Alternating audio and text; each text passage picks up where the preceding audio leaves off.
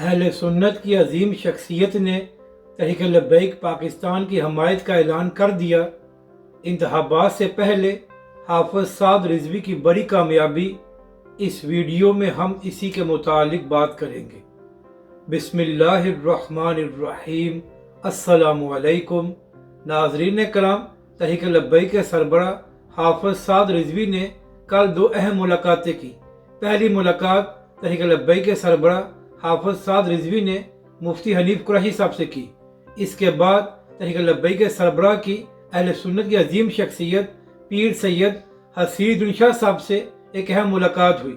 تو ناظرین کرام، شاہ صاحب نے اعلان کیا کہ وہ تحریک لبیک پاکستان اور حافظ سعد رضوی کی حمایت کرتے ہیں۔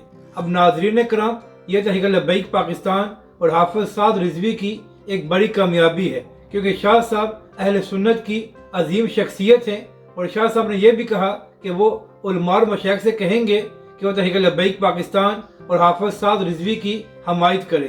اپنی رائے کا ضرور اظہار کریں کہ آپ کو یہ ویڈیو کیسی لگی، اور ہمارے اس چینل کو بھی سبسکرائب کریں۔